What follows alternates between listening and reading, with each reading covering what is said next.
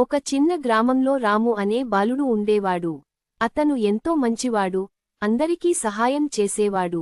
రాము తన తండ్రి కృష్ణయ్య గారు నడిపే చిన్న కిరాణా దుకాణంలో సహాయంగా ఉండేవాడు.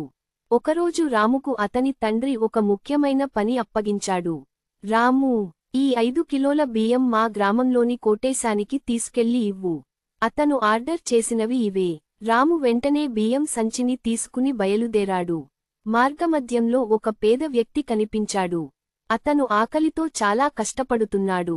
బాబూ, నాకు కొంత అన్నం కావాలి.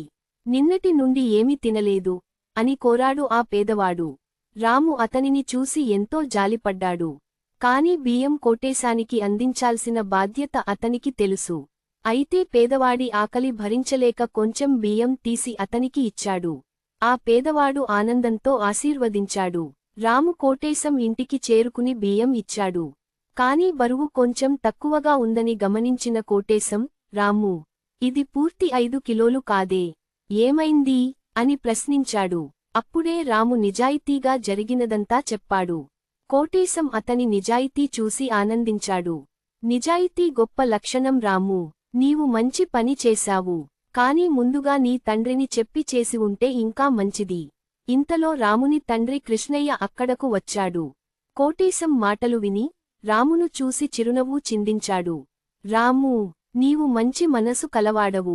నమ్మకం, నిజాయితీ ఈ రెండూ మనిషికి చాలా ముఖ్యమైనవి. ఆ రోజు నుంచి రాము ఎప్పుడైనా ఏదైనా పని చేయాలనుకుంటే ముందుగా తన తండ్రి అనుమతి తీసుకునేలా మారాడు. ఈ కథ ద్వారా పిల్లలందరికీ నిజాయితీ, నమ్మకం ఎంత ముఖ్యమో అర్థమవుతుంది. పాఠాలు: 1. నిజాయితీ గొప్ప లక్షణం. 2.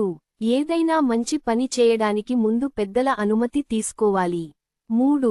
నమ్మకం కోల్పోతే జీవితంలో విజయం దొరకదు.